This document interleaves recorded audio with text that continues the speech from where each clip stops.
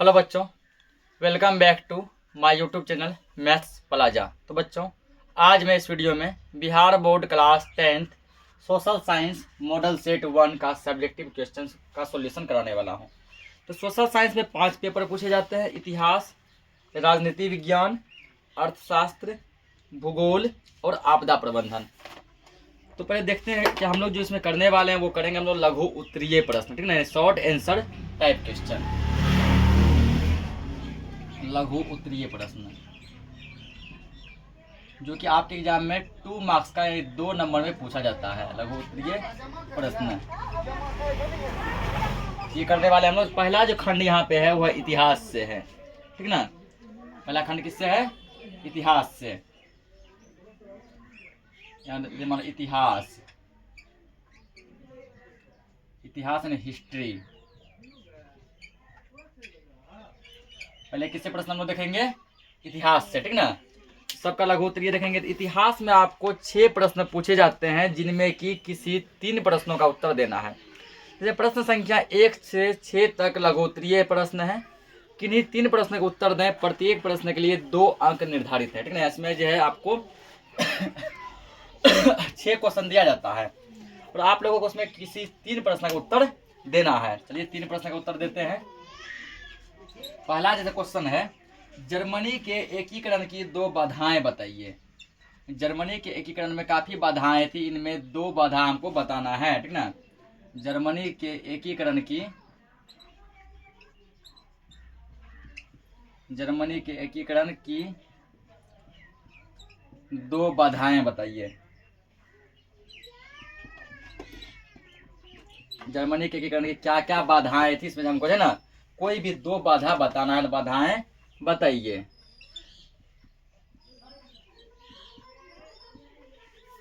तो ये 2 बाधा जानते हैं इसका। इस आंसर में लिखना है कि जर्मनी के एकीकरण की 2 बाधाएं निम्न हैं। निम्न यानी कि नीचे है, ठीक ना। जर्मनी के एकीकरण की 2 बाधाएं निम्न हैं।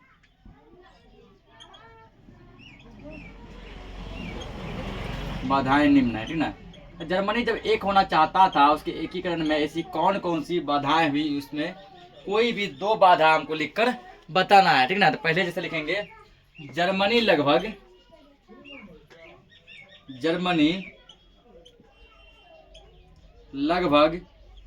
300 छोटे बड़े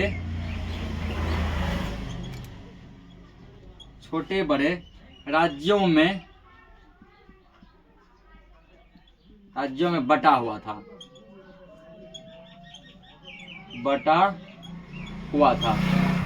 जर्मनी कितने भागों में बट गया था?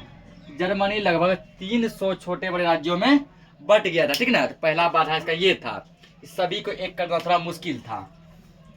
और दूसरा जो बाधा है इसका, दूसरा बाधा था कि जर्मनी में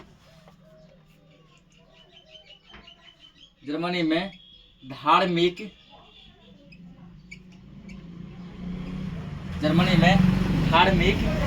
राजनीतिक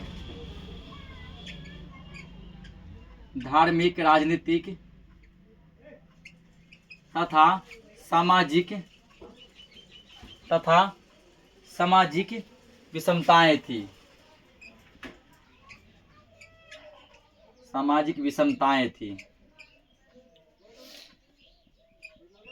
ये रहा इसका 2 कारण, ठीक ना।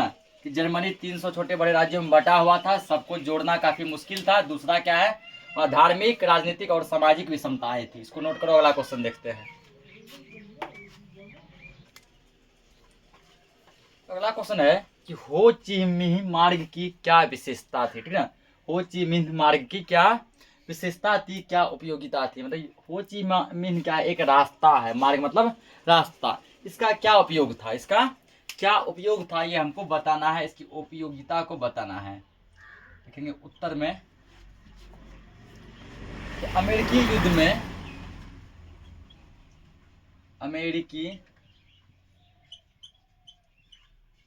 युद्ध में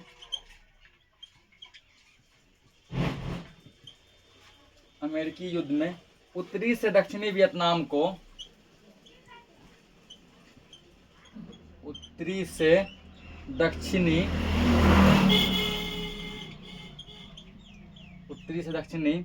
वियतनाम को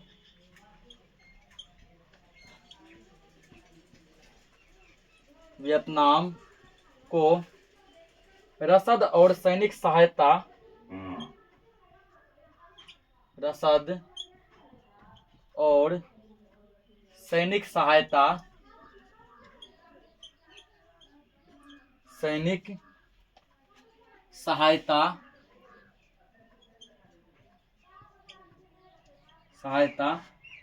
हो ची मिन्ह मार्ग द्वारा पहुंचाई जाती थी। हो ची मिन्ह मार्ग द्वारा पहुंचाई जाती थी।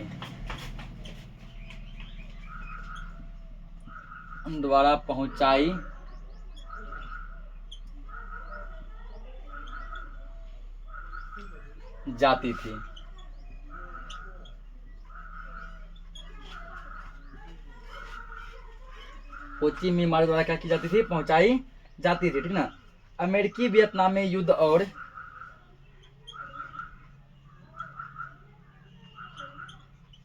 अमेरिकी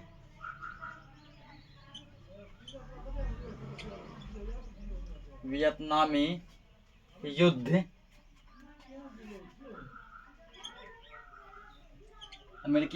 युद्ध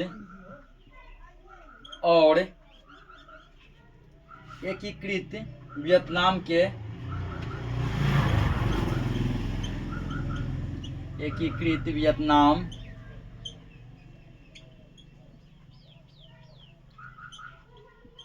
के निर्माण में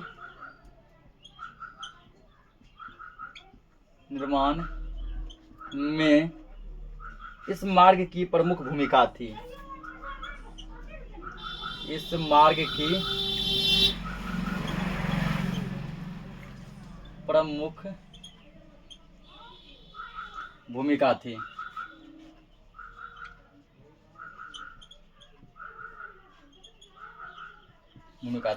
तो क्वेश्चन है कि हो ची मिन्ह मार्ग की क्या उपयोगिता थी, इससे क्या होता था।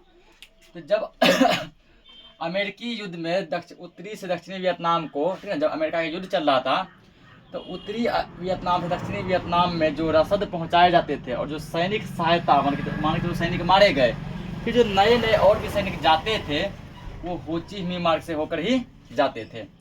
और अमेरिकी वियतनामी युद्ध और वियतनाम के एकीकरण में, यानी कि एकीकृत वियतनाम के निर्माण में इस मार्ग की भूमिका जो है वो बहुत ही अहम रही है, यानी कि प्रमुख भूमिका थी। इसको नोट करो, अगला क्वेश्चन देखते हैं।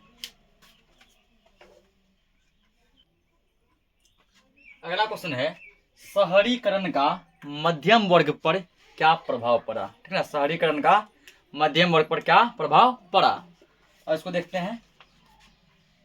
तो उत्तर लिखेंगे, उत्तर में लिखना है पूंजीपति एवं श्रमिक वर्ग के साथ साथ पूंजीपति एवं श्रमिक वर्ग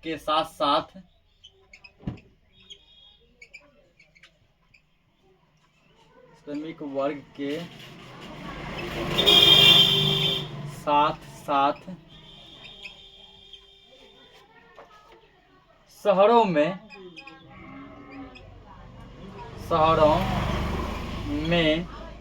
मध्यम वर्ग का भी उदय हुआ। शहरों में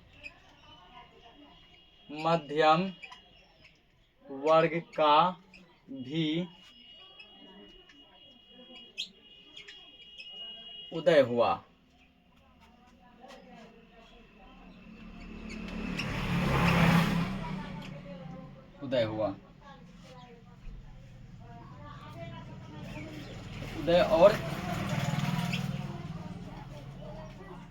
उदय और विकास हुआ।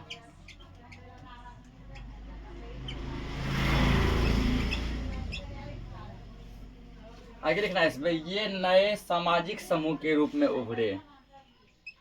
ये नए सामाजिक सामाजिक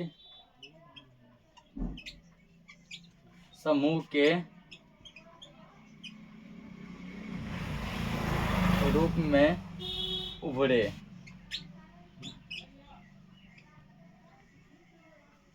फिर इसमें लिखना है इस समूह में बुद्धिजीवी इस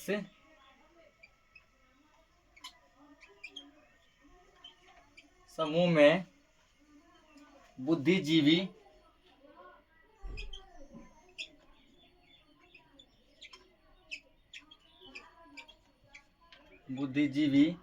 कोमा नौकरी पेशा समूह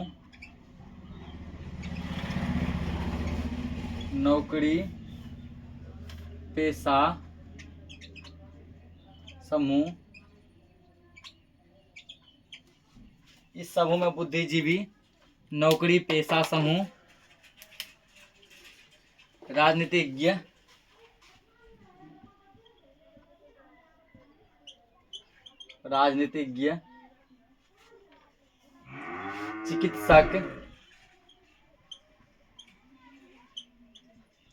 चिकित्सक व्यापारी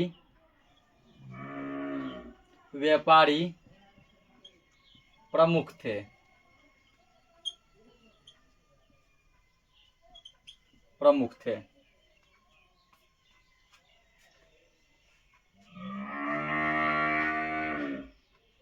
आगे इसमें लिखना है व्यावसायिक वर्ग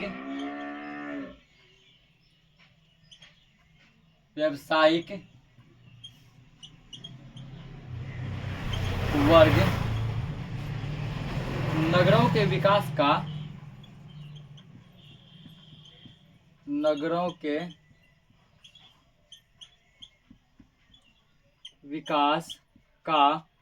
प्रमुख कारण बना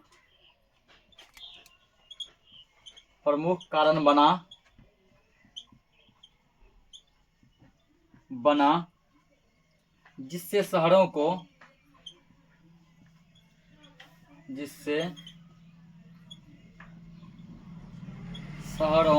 को नया सामाजिक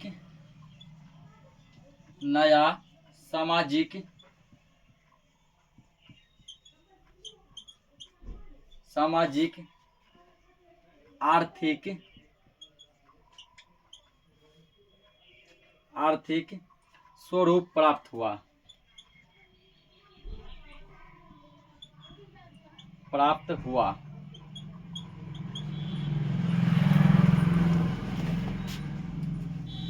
तो क्वेश्चन हमारा था कि शहरीकरण का मध्यम वर्ग पर क्या प्रभाव पड़ा। तो पूंजीपति एवं श्रमिक वर्ग ना, पूंजीपति और श्रमिक वर्ग के साथ साथ शहरों में मध्यम वर्ग का भी उदय हुआ। शहर में मध्यम वर्ग का उदय और विकास हुआ। तो ये समूह जो आए यानी कि मध्यम वर्ग जो आए, क्या कि एक नया सामाजिक समूह का निर्माण किया। ठीक है, नए सामाजिक समूह का निर्माण किया। और इस समूह में कौन कौन थे? बुद्धिजीवी थे, नौकरी वाले आदमी भी थे, राजनीतिज्ञ भी थे, चिकित्सक यानी डॉक्टर भी थे, व्यापारी भी थे, सभी टाइप के आदमी थे। तो व्यावसायिक वर्ग नगरों के विकास में, ये यानी कि व्यवसाय क्योंकि डॉक्टर है तो व्यवसाय करेंगे, व्यापारी हैं तो इसका भी एक तरह का व्यवसाय हो गया। व्यावसायिक वर्ग नगरों के विकास में प्रमुख कारण बना और इससे क्या हुआ, शहरों को नया सामाजिक आर्थिक स्वरूप प्राप्त हुआ। इस प्रकार शहरीकरण का मध्यम वर्ग पर अच्छा खासा प्रभाव पड़ा। इतिहास से 3 क्वेश्चन बोला था, 3 क्वेश्चन कर लिए। अब हम लोग दूसरा विषय से क्वेश्चन देखते हैं कितना कर है उसमें।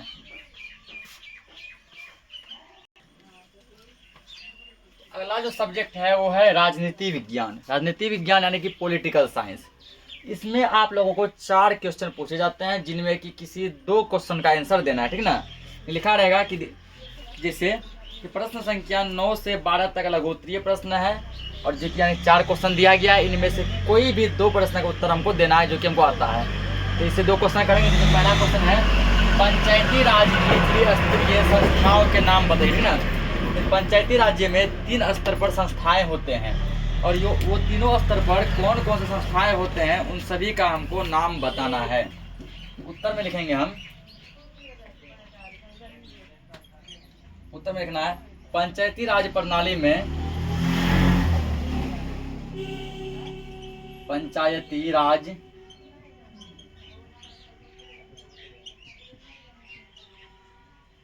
राज प्रणाली में तीन स्तरीय, त्रि का मतलब था तीन स्तरीय संस्थाएं हैं। वो तीनों का क्या क्या नाम है, तो वही हमको नाम इसमें पूछा गया है। संस्थाएं हैं, तो पहला जो स्तर पे होता है वो है ग्राम पंचायत। पहला स्तरीय का नाम है ग्राम पंचायत। और सेकेंड लेवल पर जो होता है दूसरे स्तर पे वो है पंचायत समिति। पंचायत समिति। और तीसरे स्तर पे जो होता है वो होता है जिला परिषद। जिला परिषद। तो पंचायती राज व्यवस्था में ये तीन तरह के प्रणाली होते हैं, ग्राम पंचायत, पंचायत समिति, जिला परिषद। इसको नोट करो, अगला क्वेश्चन देखते हैं। अगला क्वेश्चन है दल बदल कानून किस पर लागू होता है, ठीक ना।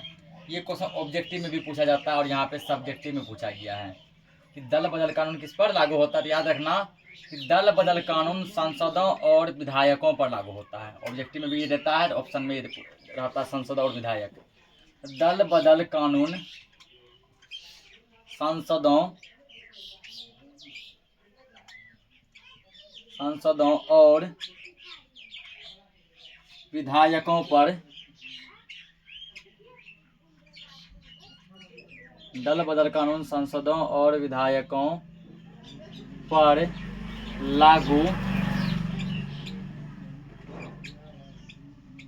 होता है। पूछता दल बदल कानून किस पे लागू होता है, सांसद और विधायक पे, ठीक ना। तो राजनीति विज्ञान से 2 क्वेश्चन देख लिए। अब हम लोग अगला क्वेश्चन, अगला सब्जेक्ट देखते हैं।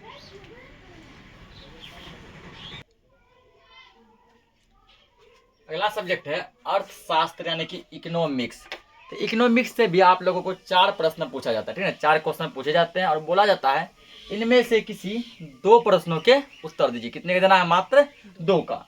तो पहला क्वेश्चन हम लिए हैं उदारवादी आर्थिक प्रणाली से क्या अभिप्राय है, ठीक है। उदारवादी आर्थिक प्रणाली क्या है, इसका क्या अर्थ है, क्या अभिप्राय है, इसका उत्तर लिखेंगे हम लोग।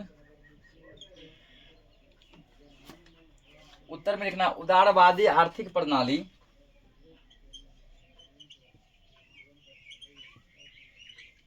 उदारवादी आर्थिक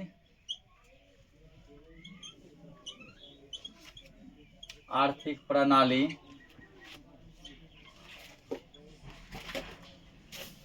एक ऐसा दृष्टिकोण है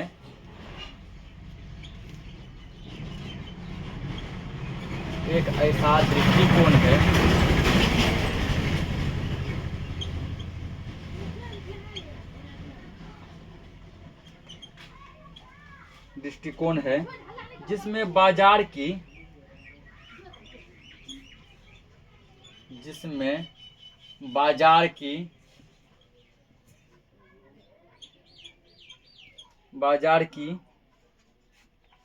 स्वतंत्रता,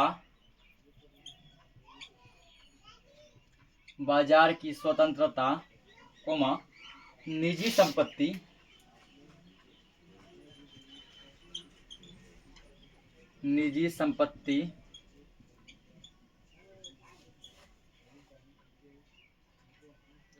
संपत्ति और न्यूनतम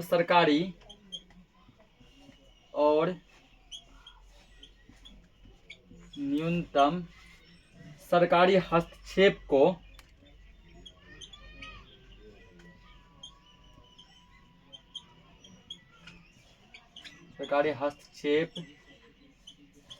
को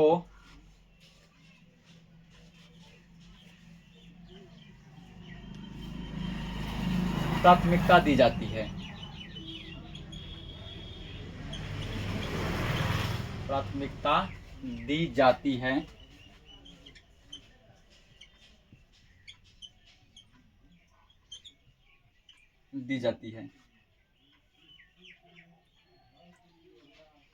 इसमें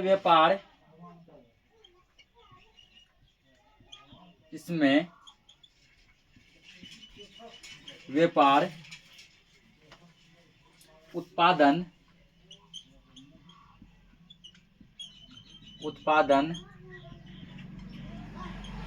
और उपभोग की गतिविधियों को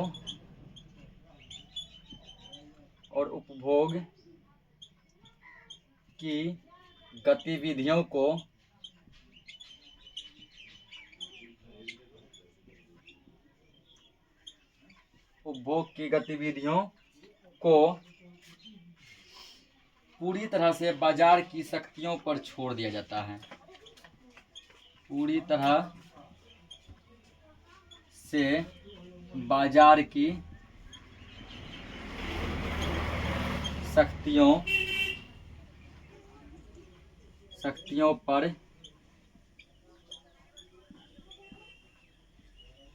छोड़ दिया जाता है।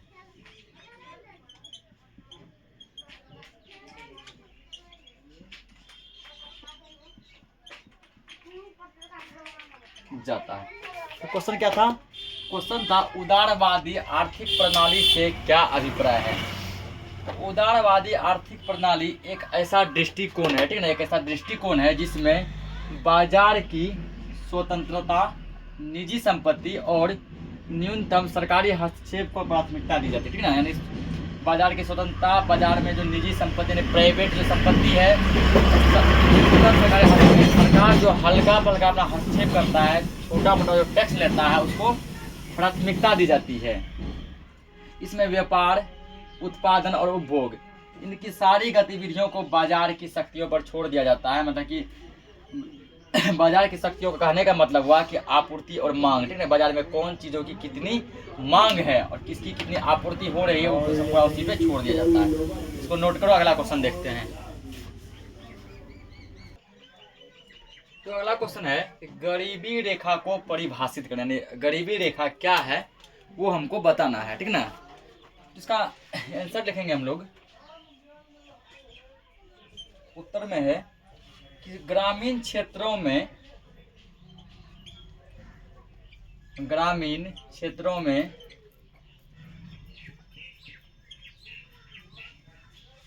क्षेत्रों में 2400 कैलोरी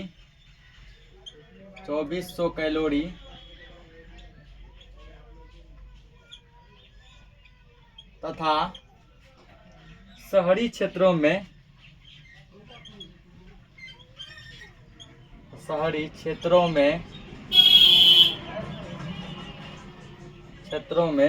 2100 कैलोरी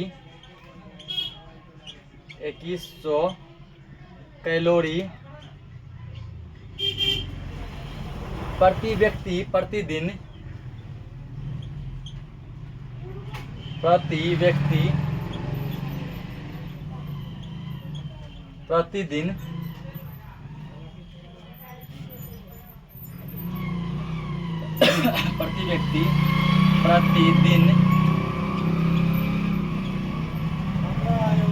निर्धारित किया गया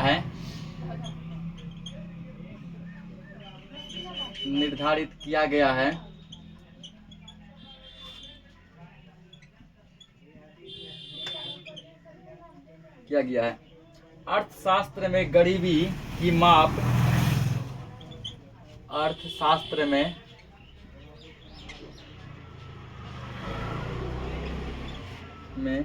गरीबी की माप की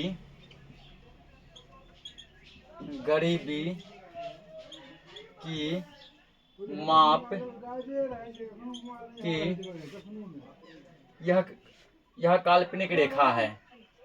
गरीबी की माप की यह काल्पनिक रेखा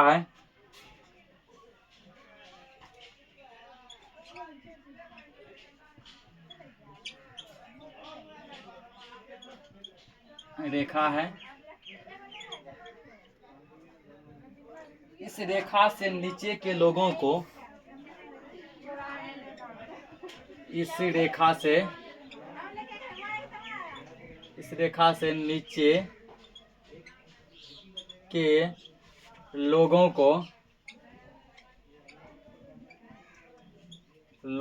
को गरीबी रेखा के नीचे माना जाता है।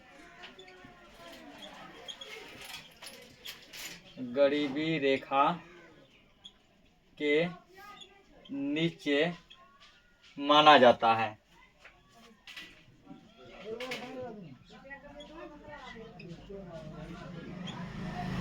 माना जाता है।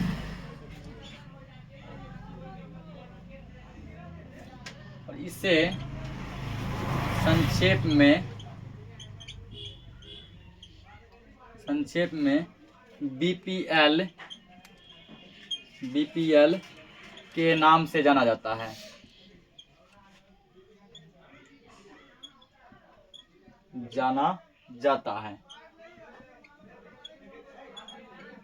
तो क्वेश्चन था हमारा, गरीबी रेखा क्या है, इसे परिभाषित करें, ठीक ना।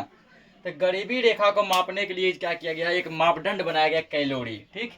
तो यदि ग्रामीण क्षेत्रों में प्रति व्यक्ति को 2400 कैलोरी, यानी एक व्यक्ति को 2400 कैलोरी, और शहरी क्षेत्रों में एक व्यक्ति को 2100 कैलोरी नहीं मिल पाता है, ठीक ना, उसको गरीबी रेखा में नापा गया है, उसको बड़ी गरीबी रेखा में रखा गया है, ठीक ना।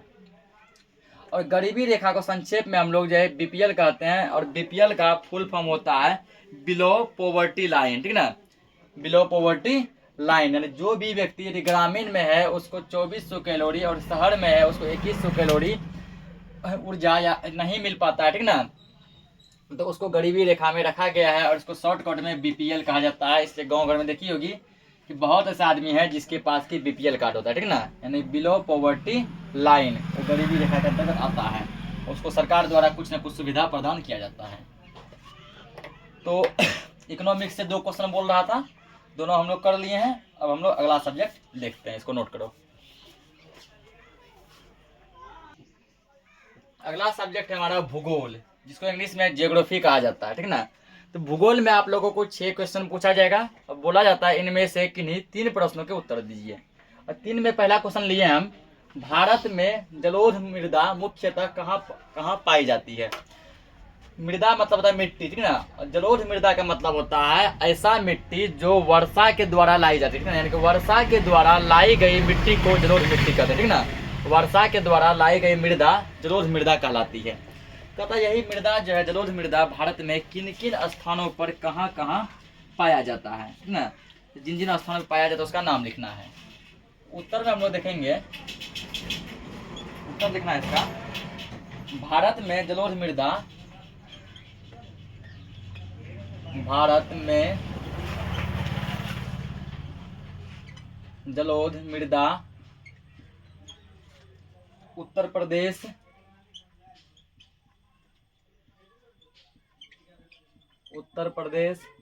बिहार, पंजाब,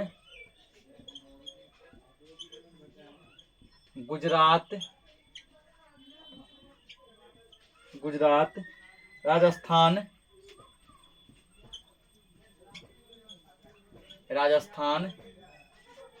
बंगाल, असम आदि राज्यों में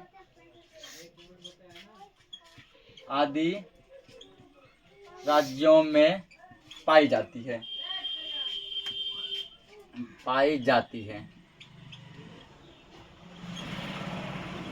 तो भारत में जलोढ़ मृदा उत्तर प्रदेश यानी यूपी, बिहार, पंजाब, गुजरात, राजस्थान, बंगाल, असम, इन सभी राज्यों में जलोढ़ मृदा पाई जाती है, ठीक ना, इन सभी राज्यों में जलोढ़ मृदा पाई जाती है।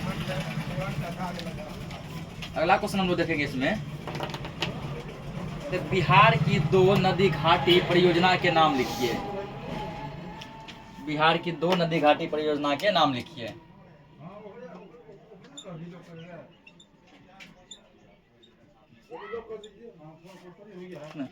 बिहार की 2 नदी घाटी, बिहार की 2 नदी घाटी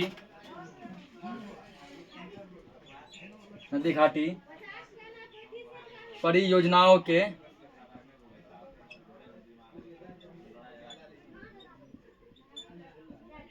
परियोजनाओं के नाम लिखिए।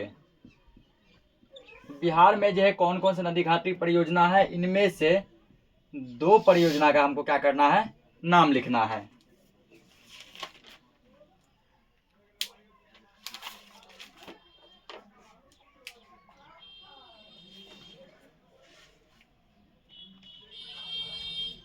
उत्तर में लिखना है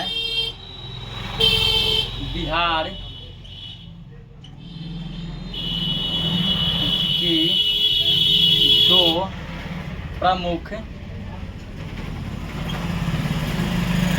नदी घाटी परियोजना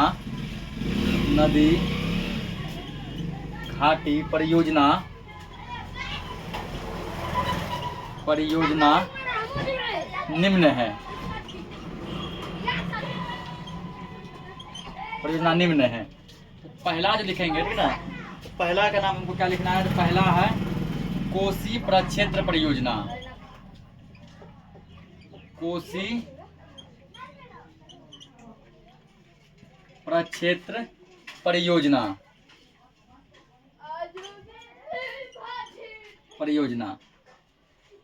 और दूसरा है गंगा नदी घाटी परियोजना। गंगा नदी घाटी परियोजना ना, गंगा नदी घाटी परियोजना। इसको नोट करो, अगला क्वेश्चन देखते हैं। अगला क्वेश्चन है ग्रेफाइट का उपयोग कहाँ कहाँ किया जाता है, ठीक है ना। लिखेंगे इसका उत्तर में ग्रेफाइट का उपयोग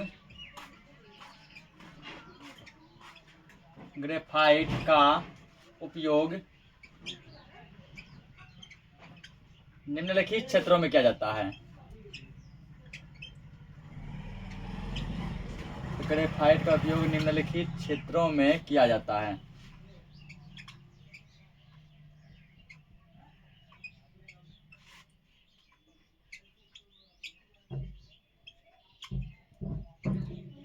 किया जाता है, जैसे यहाँ रोमन नंबर देखिए, कुछ क्षेत्र के नाम लिख देंगे कहाँ कहाँ किया जाता है। जैसे पहला हो गया पेंसिल, ठीक ना। तो पेंसिल में जो लिखने वाला पार्ट जो होता है ना, वो ग्रेफाइट का ही होता है। वो लकड़ी तो खैर लकड़ी हो गया, तो लिखने वाला पार्ट है वो ग्रेफाइट का ही बनता है। दूसरा दिया बैटरी में भी हम लोग ग्रेफाइट का उपयोग करते हैं, ठीक ना। तीसरा दिया गया जैसे इलेक्ट्रोड में हम लोग किसका उपयोग करते हैं, ग्रेफाइट का उपयोग करते हैं। 5 उपयोग लिख देते हैं इसका। चौथा जैसे दिया है मोटर गियर और ब्रेक पैड। मोटर गियर और ब्रेक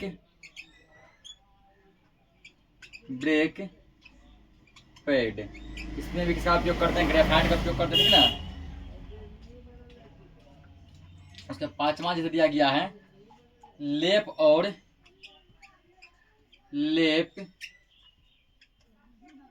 और कोटिंग। लेप और कोटिंग में भी ग्रेफाइट का उपयोग किया जाता है, ठीक ना। तो भूगोल से 3 क्वेश्चन कह रहा था बनाने, हम लोगों ने 3 क्वेश्चन का सॉल्यूशन कर दिया है। अब अगला सब्जेक्ट देखते हैं।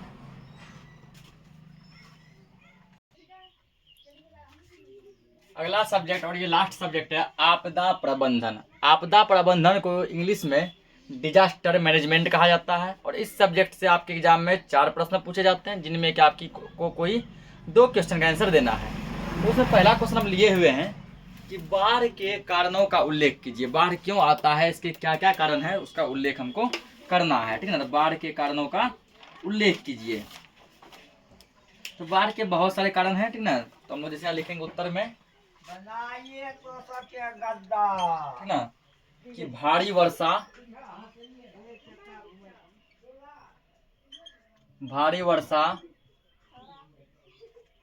ठीक ना, भारी वर्षा जल भंडारों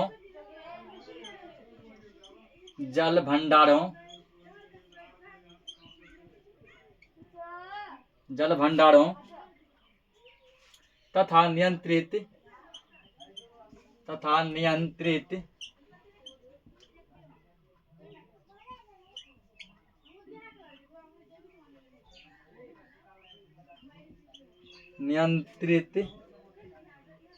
ढांचों से पानी का रिसना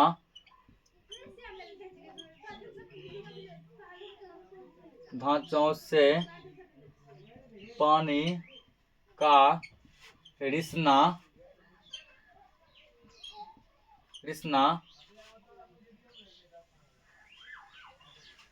बांधों का टूटना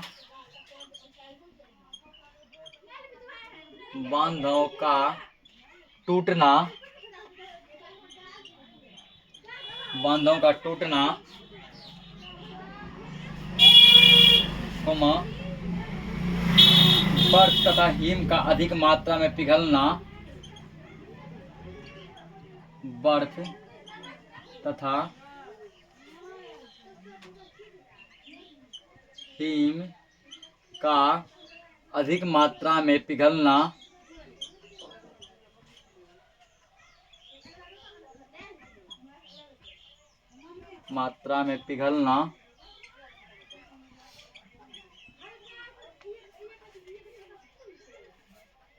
अधिक मात्रा में पिघलना आदि के कारण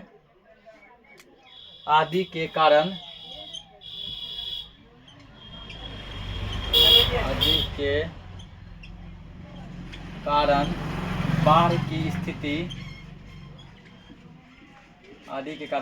की स्थिति पैदा होती है।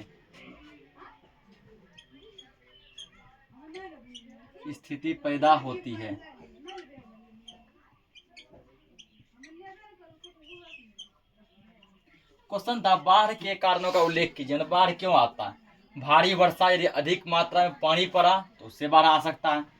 जल भंडारों तथा निश्चित ढांचों से पानी का रिसना, कहीं मान के चलो बहुत ज्यादा जल इकट्ठा किए थे, वो धीरे धीरे रिस के बाहर निकलने लगा, तो वहां से भी बाढ़ हो सकता है। कोई बड़ा बड़ा बांध है, वो बांध टूट गया, बर्फ और हिमालय यानी हिम बड़ा बड़ा पर्वत क्या हो गया, पिघल गया। इन सब के कारण क्या होता है, बाढ़ की समस्या उत्पन्न होती है। अच्छा, दूसरा क्वेश्चन देखेंगे, क्योंकि आपदा प्रबंधन में 2 क्वेश्चन करा करना, ठीक है ना। तो दूसरा क्वेश्चन इसका है कि भूकंप तरंगों के नाम लिखिए। भूकंप तरंगों के नाम लिखिए।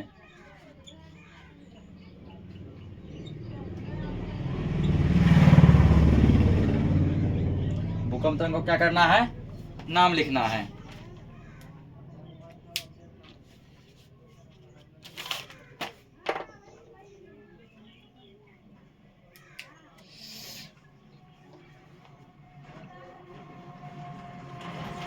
उत्तर में लिखना है यहाँ पे, देखिए भूकंप जो है किन किन तरंगों से आता है उसका नाम लिखना है। तो लिखना है यहाँ पे कि भूकंपीय तरंगों के नाम,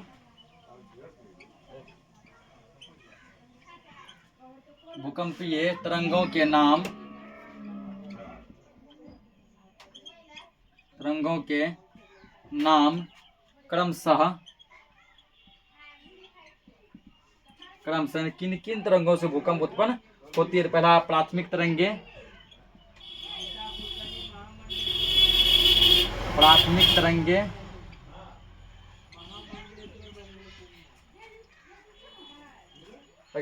द्वितीयक तरंगे,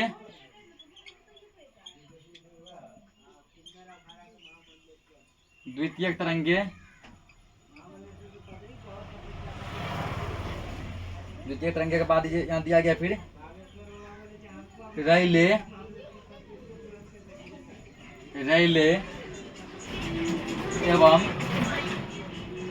एवं लव तरंगे हैं।